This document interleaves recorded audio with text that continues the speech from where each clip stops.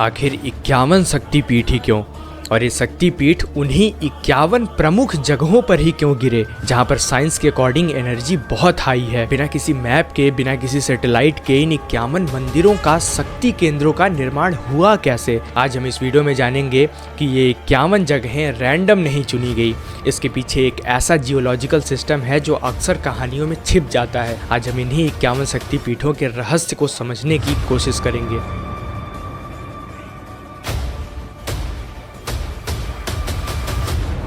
तो शुरुआत करते हैं उस कहानी से जो आपने बचपन से सुनी है। ये कहानी है माता सती की। माता सती भगवान शिव की अर्धांगिनी थी और प्रजापति दक्ष की पुत्री थी। अब ये पूरी घटना शिव पुराण के रुद्र संहिता के सती खंड में विस्तार से लिखी गई है, खास तौर पर अध्याय 18 से लेकर 43 तक। इसके साथ ही ये कथा देवी भागवत पुराण के 7वें स्कंध अध्याय 30 में भी मिलती है। इन दोनों ग्रंथों में जो बात लिखी गई है वो ये है कि राजा दक्ष ने एक विशाल यज्ञ का आयोजन किया था कनखल में, जो आज के हरिद्वार के पास में स्थित है। उन्होंने देवताओं को, ऋषियों को, गंधर्वों को न्योता दिया, लेकिन अपने दामाद शिव जी को जानबूझकर नहीं बुलाया और उनके और शिव जी के बीच पुराना मनमुटाव था। माता सती को जब ये बात पता चली तो उन्होंने बिना बुलाए ही अपने पिता के यज्ञ में पहुंच गई और वहां दक्ष ने शिव जी का बड़ा अपमान किया। अपने पति का अपमान सह न सकी माता सती और उन्होंने यज्ञ की अग्नि में खुद को भस्म कर लिया। ये खबर जब भगवान शिव को मिली तो उनका दुख इतना असीम था कि उनका पूरा संतुलन बिगड़ गया। शिव पुराण के रुद्र संहिता में इसे वर्णित किया गया है कि भगवान शिव वीरभद्र को उत्पन्न करके दक्ष के यज्ञ का नाश करते हैं और फिर सती के शव को अपने कंधे पर उठाकर पूरे ब्रह्मांड में भटकने लगते हैं। वो न खाते हैं न सोते हैं, बस सती के शव को लेकर घूमते रहते हैं। उनका ये शोक इतना गहरा था कि तीनों लोकों में कंपन मच गया था। अब यहाँ पर जो घटना घटती है वो इस पूरी कहानी का वैज्ञानिक केंद्र है। भगवान विष्णु ने देखा कि भगवान शिव का ये दुख और उनका भटकाव ब्रह्मांड के लिए घातक होता जा रहा है, तो उन्होंने अपने सुदर्शन चक्र से माता सती के शव के टुकड़े कर दिए। शिव पुराण और देवी भागवत दोनों में ये संख्या 51 बताई गई है। कुछ ग्रंथों में ये 108 भी मिलती है, लेकिन सबसे प्रामाणिक और सबसे स्वीकृत सूची जो है वो तंत्र चूड़ामणि नाम के ग्रंथ में मिलती है। तंत्र चूड़ामणि एक प्राचीन तांत्रिक ग्रंथ है जिसमें 51 शक्तिपीठों के नाम, वहाँ गिरे हुए अंग और देवी का नाम और साथ ही भैरव का नाम भी लिखा हुआ है। सब कुछ क्रमबद्ध तरीके से लिखा हुआ है। साथ ही पीठ निर्णय नाम के ग्रंथ भी इन स्थलों की पहचान कराते हैं। अब सोचिए ये 51 अंग भारत, पाकिस्तान, बांग्लादेश, नेपाल, श्रीलंका और तिब्बत के अलग अलग हिस्सों में गिरे और हर वो जगह आज एक प्रमुख शक्तिपीठ है। सवाल ये नहीं है कि अंग गिरे या नहीं गिरे, सवाल ये है कि वो उन 51 खास जगहों पर ही क्यों गिरे। क्या वो जगहें वास्तव में खास थी? आज इसका जवाब विज्ञान दे रहा है। तो सबसे पहले समझते हैं एक मेन बात। हमारी पृथ्वी ऊपर से जितनी शांत दिखती है, अंदर से उतनी है नहीं। अंदर से उतनी ही उथल पुथल भरी है। पृथ्वी की ऊपरी सतह, जिसे हम क्रस्ट कहते हैं, वो एक जैसी ठोस चादर नहीं है, कई बड़े बड़े टुकड़ों में बटी हुई है जिन्हें टेक्टोनिक प्लेट्स कहते हैं। ये प्लेट्स हर साल कुछ सेंटीमीटर खिसकती हैं, बिल्कुल वैसे ही जैसे किसी नाव पर रखे हुए दो तख्ते एक दूसरे की तरफ एक दूसरे से दूर हो जाते हैं। जहाँ जहाँ जैसे जैसे ये प्लेटें आपस में मिलती हैं, टकराती हैं या अलग होती हैं, वो जगहें बेहद ऊर्जावान होती हैं, बहुत एनर्जेटिक होती हैं। वहाँ भूकंप आते हैं, ज्वालामुखी फूटते हैं और जमीन के नीचे गैसें और खनिज रिसते हैं। अब जो बात आपको चौंका देगी वो ये है कि भारत के ज़्यादातर शक्तिपीठ या तो इन्हीं टेक्टोनिक फॉल्ट लाइन पर हैं या उनके बेहद करीब हैं। ये कोई इत्तेफाक नहीं है, ये हमारे पूर्वज जानते थे कि ये जगहें जीवंत हैं और ऊर्जावान हैं। चलिए अब एक एक करके इन जगहों की बात करते हैं और देखते हैं कि विज्ञान क्या कहता है। हिमाचल प्रदेश के कांगड़ा जिले में एक मंदिर है ज्वालाजी। तंत्र चूड़ामणि के अनुसार यहाँ माता सती की जीवा यानी कि जीभ गिरी थी। यहाँ देवी का एक नाम सिद्धिदा है और भैरव जी का नाम उन्मत्त है। अब यहाँ मंदिर के अंदर 9 अलग अलग जगहों से नीली पीली लपटें निकलती हैं, बिना किसी घी के, बिना किसी तेल के, बिना किसी बाती के। ये लपटें हजारों साल से जल रही हैं।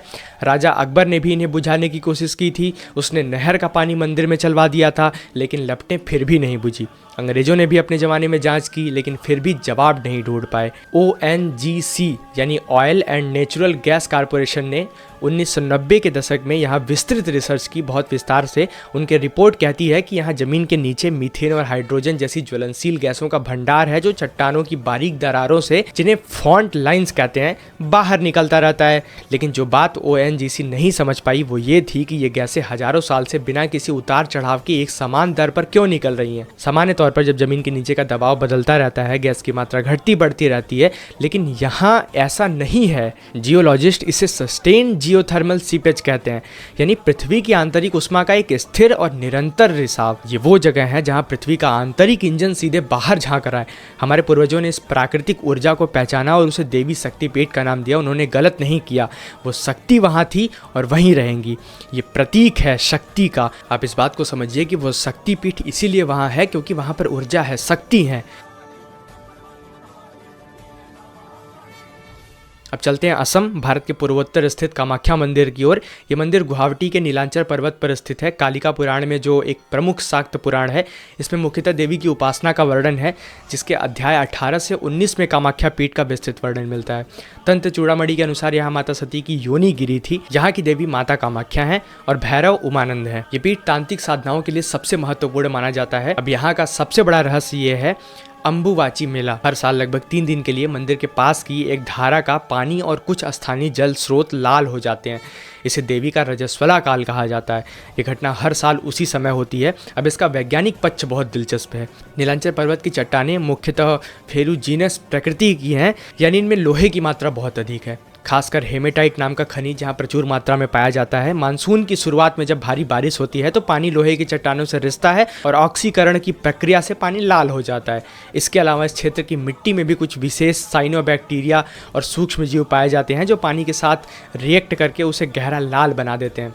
लेकिन सवाल ये नहीं है कि ये प्रक्रिया सिर्फ उसी 3 दिन में इतनी तीव्र क्यों होती है। वैज्ञानिकों का मानना है कि पृथ्वी के नीचे जो बायो जियोकेमिकल क्लॉक है, यानी जैविक भूगर्भीय प्रक्रियाओं का एक मिला जुला चक्र है, वो और ये जगह जिसे हमने हजारों साल पहले प्रजनन और सृजन की देवी का पीठ माना है, वो वास्तव में प्रकृति की फर्टिलिटी यानी उर्वरता का वैज्ञानिक केंद्र भी है। मेरे तो समझ के ही बाहर है कि इन शक्ति पीठों का रहस्य आज तक किसी को समझ में क्यों नहीं आया। आज तक लोग इन 51 शक्ति पीठों की ऊर्जा को महसूस क्यों नहीं कर पाए, देवी की ऊर्जा को महसूस क्यों नहीं कर पाए। अब जाते हैं सबसे दूर और सबसे अनोखी जगह पर, पाकिस्तान के बलूचिस्तान प्रांत में। यहाँ एक मकरान के रेगिस्तान में स्थित हिंगलाज माता का मंदिर है। ये एक गुफा मंदिर है। तंत्र चूड़ामणि के अनुसार यहाँ माता सती का सिर गिरा हुआ था। यहाँ की देवी कोट्टरी है और भैरव भीमलोचन है। हिंदू और मुसलमान दोनों समुदाय यहाँ श्रद्धा रखते हैं और मुस्लिम इसे नानी मंदिर कहते हैं। अब इस जगह का भूगोल समझिए। ये इलाका 3 टेक्टोनिक प्लेट्स के जंक्शन पर स्थित है, इंडियन प्लेट्स, यूरेशियन प्लेट्स और अरेबियन प्लेट्स। जहाँ 3 इतनी बड़ी बड़ी प्लेटें मिलती हैं, वो जगह भला साधारण कैसे हो सकती है। यहाँ मंड वोल्केनो पाए जाते हैं, ऐसे ज्वालामुखी जिनसे लावा नहीं बल्कि बहुत अधिक दबाव में गर्म मिट्टी और पानी और मीथेन गैस का मिश्रण बाहर निकलता है। इन्हें स्थानीय भाषा में चंद्रगूप कहा जाता है। यहाँ का मैग्नेटिक फील्ड इतना असामान्य है कि कंपास भी कभी कभी सही दिशा नहीं बताते हैं। इसे वैज्ञानिक भाषा में मैग्नेटिक अनोमली कहते हैं। अब सोचिए, जब माता सती का सिर यहाँ गिरा तो क्या ये एक सांकेतिक भाषा नहीं थी? यह बताने की कोशिश नहीं थी कि पृथ्वी का ये ब्रेन है, वो जगह जहाँ 3 विशाल ताकतें मिलती हैं, जहाँ पृथ्वी का सबसे गहरी, सबसे ज़्यादा हलचल होती है, यहाँ खुद धरती का दिल धड़कता है। हमारे पूर्वजों ने इसे समझा और वहाँ एक मंदिर स्थापित किया। असल में ये पूरी प्रकृति ही माता सती हैं और उन्हीं के रूप को रिप्रेजेंट किया गया है 51 शक्तिपीठों के माध्यम से।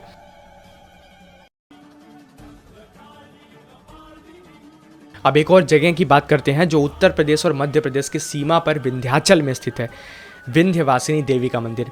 यहाँ देवी भागवत पुराण के 9वें स्कंद में इस स्थल का उल्लेख मिलता है। कुछ परंपराओं के अनुसार यहाँ माता सती का हृदय गिरा था।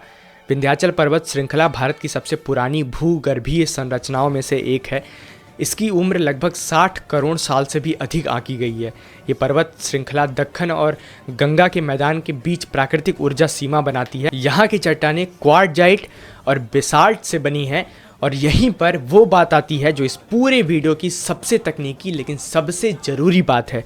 इसका नाम है पीजो इलेक्ट्रिक इफेक्ट। ये नाम थोड़ा मुश्किल सा लगता है लेकिन इसे समझना बिल्कुल आसान है। मान लीजिए आपके पास एक खास किस्म का पत्थर है जिसे क्वार्ट्ज या क्वार्टाइज कहते हैं। अगर आप उस पत्थर को दबाएंगे तो बिजली पैदा कर सकता है वो पत्थर। ये कोई जादू नहीं है, ये विज्ञान है। इस घटना को 1880 में फ्रांस के वैज्ञानिक जैक्स और पियरे क्यूरी भाइयों ने पहली बार दर्ज किया था। आज यही सिद्धांत लाइटर में, माइक्रोफोन में, अल्ट्रासाउंड मशीनों में, यह तकनीक घड़ियों में भी इस्तेमाल होता है।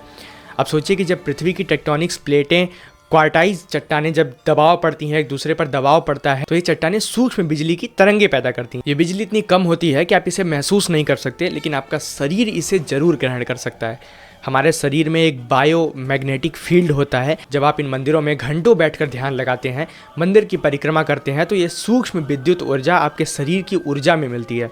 इसलिए मंदिरों में जो शांति मिलती है, जो वाइब्रेशन महसूस होता है, वे केवल भावनात्मक नहीं है, वो भौतिक भी हैं। आप लिटरली एक चार्जिंग स्टेशन पर होते हैं।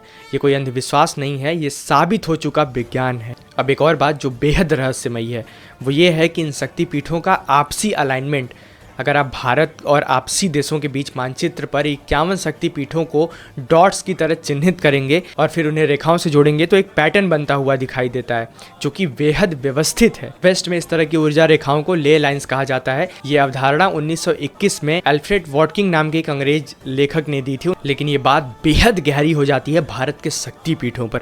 कन्याकुमारी से लेकर कश्मीर तक, हिंगलाज माता मंदिर से लेकर कामाख्या तक, ये पीठ एक अदृश्य ऊर्जा ग्रिड पर टिके हुए हैं। ये ग्रिड पृथ्वी के अंदर आने वाली ऊर्जा पर स्थित है और हमारे पूर्वजों ने इसे बिना किसी उपकरण के अपनी चेतना और अनुभव से जाना था।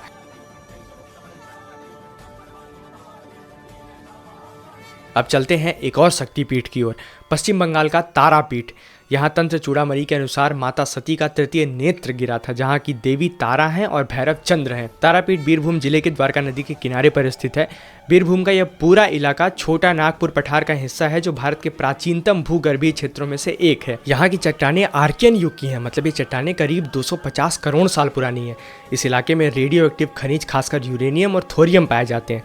इन खनिजों से निकलने वाली प्राकृतिक विकिरण मिट्टी में एक खास किस्म की ऊर्जा पैदा करती है। ये ऊर्जा हानिकारक नहीं है, इसका स्तर बहुत कम है, लेकिन ये उस जगह को ऊर्जावान जरूर बनाती है। तारापीठ के तांत्रिक साधक सदियों से यहाँ साधना करते आए हैं और कहते हैं कि यहाँ की शक्ति किसी और जगह से अलग है। विज्ञान के नजरिए से देखें तो यहाँ सच में ऊर्जा है, ये कोई कल्पना नहीं है। अब बात करते हैं नेपाल के गुहेश्वरी मंदिर की, जो पशुपतिनाथ मंदिर के बिल्कुल पास काठमांडू में है। तंत्र चूड़ामणि के अनुसार यहाँ माता सती के दोनों घुटने गिरे थे। यहाँ की देवी महाशिरा है। काठमांडू घाटी खुद एक जियोलॉजिस्ट चमत्कार है। ये पूरी घाटी लाखों साल पहले एक झील थी। जब इंडियन प्लेट्स यूरेशियन प्लेट्स से टकराई और हिमालय ऊपर उठा, तो इस झील का पानी धीरे धीरे निकल गया और ये घाटी बनी। इसलिए काठमांडू की मिट्टी बेहद उपजाऊ और खनिज समृद्ध है। यहाँ के भूगर्भ में पानी के कई भूमिगत स्रोत हैं जो लगातार ऊर्जा का संचार करते रहते हैं, और इसी पूरी घाटी के बीचों बीच 2 प्रमुख शक्तिपीठ हैं और एक ज्योतिर्लिंग भी है। ये कोई संयोग नहीं हो सकता है, यहाँ सच में ऊर्जा मौजूद है, इसीलिए तो यहाँ पर एक ज्योतिर्लिंग और शक्तिपीठ भी है। अब एक बात और जो शायद इस पूरे विषय का सबसे गहरा पहलू है, हमारे शरीर में 7 चक्र होते हैं, मूलाधार से लेकर सहस्त्रार चक्र। ये योग और तंत्र की परंपरा है जिसका उल्लेख योग वशिष्ठ, षटचक्र निरूपण और तांत्रिक ग्रंथों में, कई तांत्रिक ग्रंथों में मिलता है। इसी तरह पृथ्वी के भी चक्र होते हैं, ऐसे ऊर्जा केंद्र जहां पृथ्वी की शक्ति सबसे ज्यादा सक्रिय रहती है। एक रिसर्च बताती है कि पृथ्वी की सामान्य फ्रीक्वेंसी, यानी पृथ्वी के वायुमंडल में विद्युत चुंबकीय तरंगों की आवृत्ति लगभग 7.83 हर्ट्ज है, और मानव मस्तिष्क की अल्फा तरंगें जो ध्यान की अवस्था में होती हैं, वो भी लगभग 8 से 12 हर्ट्ज के बीच में होती हैं। यानी जब आप इन शक्तिपीठों पर ध्यान करते हैं तो आपका मस्तिष्क और पृथ्वी की आवृत्ति लगभग दोनों एक ही तल में आ जाते हैं। इसे हमारा मॉडर्न साइंस रेजोनेंस कहता है, और यही वो अवस्था है जब हमारे पूर्वज समाधि की अवस्था महसूस करते थे। अब ऐसे ही एक और शक्तिपीठ की बात करते हैं, राजस्थान का शाकंभरी देवी मंदिर, जो सांभर के पास सीकर अजमेर क्षेत्र में स्थित है। देवी भागवत पुराण के 7वें स्कंद में मां शाकंभरी की कथा विस्तार से मिलती है। यहाँ एक विशाल सॉल्ट लेक है, सांभर झील, जो भारत की सबसे बड़ी खारी झील है। अब खारी झील का अर्थ है यहाँ की जमीन में सोडियम, पोटेशियम और अन्य खनिज लवणों की असाधारण मात्रा है। ये खनिज लवण जमीन में रिश्ते आते हैं, मतलब यहाँ की धरती के भीतर खनिजों का एक विशाल भंडार है, और यहाँ धरती खुद अपनी खुराक सबसे ज्यादा देती है। वहाँ अन्न और वनस्पति की देवी शाकंभरी का मंदिर है। ये कोई संयोग नहीं है। शाकंभरी का शाब्दिक अर्थ होता है शाक, यानी सब्जियों और वनस्पति को धारण करने वाली। एक ऐसी जगह जहाँ की मिट्टी और उर्वरा सबसे अधिक है, जहाँ पर वनस्पति पाए जाते हैं, और वहाँ अन्न की देवी का वास होना, ये हमारे पूर्वजों की पर्याप्त विज्ञान और समझ का सबसे सुंदर उदाहरण है। अब एक महत्वपूर्ण बात जो अक्सर छूट जाती है, हमारे शक्तिपीठों की स्थापना सिर्फ ऊर्जा की पहचान नहीं है, ये एक सामाजिक और भौगोलिक नेटवर्क भी था। प्राचीन काल में जब न रेलगाड़ी थी, न सड़कें थी, न संचार का माध्यम था, तब भी उत्तर पूर्व में कामाख्या मंदिर से लेकर पश्चिम में हिंगलाज माता मंदिर तक और दक्षिण में कन्याकुमारी से लेकर उत्तर में कश्मीर के शारदा पीठ तक इन तीर्थों से यात्रा होती थी। यात्राएं व्यापार, ज्ञान, संस्कृति और भाषा के आदान प्रदान का माध्यम थी। यानी शक्तिपीठ केवल धर्म स्थल नहीं थे, वो प्राचीन भारत के नोड थे। वो हिंदुओं को, हमारे सभ्यता को, हमारे कल्चर को जोड़ने का एक माध्यम भी थे। और अब वो बात जो आपको अंत में बताना चाहता हूँ, सबसे महत्वपूर्ण और जो शायद आपको सबसे ज्यादा सोचने पर भी मजबूर कर दे। ये 51 शक्तिपीठ सिर्फ इसी देश में, भारत में नहीं है। पहले भारत का विस्तार तो बहुत बड़ा था। तो आप देखेंगे कि तंत्र चूड़ामणि में जो सूची है उसके अनुसार हिंगलाज माता मंदिर पाकिस्तान में, श्रीशैल नेपाल में, कालीघाट पश्चिम बंगाल में, उग्रतारा तिब्बत में बताया जाता है। यानी ये ग्रीड राष्ट्रों के निर्माण को नहीं मानता था, ये पृथ्वी की प्राकृतिक सीमाओं को मानता था। जहाँ पृथ्वी की ऊर्जा सबसे ज़्यादा होती है वहाँ हमारे पूर्वजों की देवी को स्थापित किया गया, यानी शक्ति को स्थापित किया गया। और इन जगहों को खोजने के लिए उन्होंने कोई ड्रिलिंग का काम नहीं किया, उन्होंने कोई सैटेलाइट का इस्तेमाल नहीं किया। उन्होंने अपने अनुभव से, अपने ज्ञान से और अपनी ऊर्जा से इसका अवलोकन किया। ये सब सुनने के बाद आपके मन में भी ये सवाल उठेगा कि ये कथा सच है या नहीं, क्या ये सब एक वैज्ञानिक घटना है? तो मेरा जवाब है कि दोनों ही सच हैं। एक महान कथा और एक महान वैज्ञानिक सत्य, दोनों एक दूसरे के विरोधी नहीं है। हमारे पूर्वज अपनी खोजों को कहानियों में बांधते थे ताकि वो ज्ञान पीढ़ी दर पीढ़ी सुरक्षित रहे। ज्वाला की वो आग जो हजारों सालों से बुझ नहीं रही है, वो एक वैज्ञानिक सत्य है और एक आस्था भी है। कामाख्या मंदिर का लाल पानी वो एक भूगर्भीय घटना भी है और कामाख्या का लाल पानी वो एक सत्य भी है। हिंगलाज के मड वोल्केनो वो एक टेक्टोनिक चमत्कार भी है और वो एक तीर्थ भी है, वो हमारे धर्म स्थल भी है।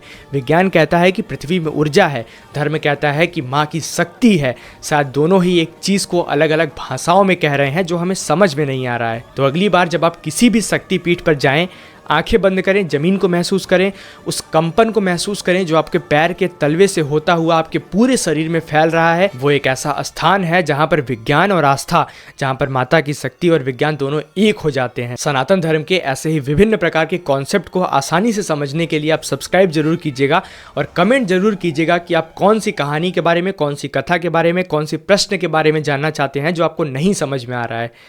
जय माँ दुर्गा।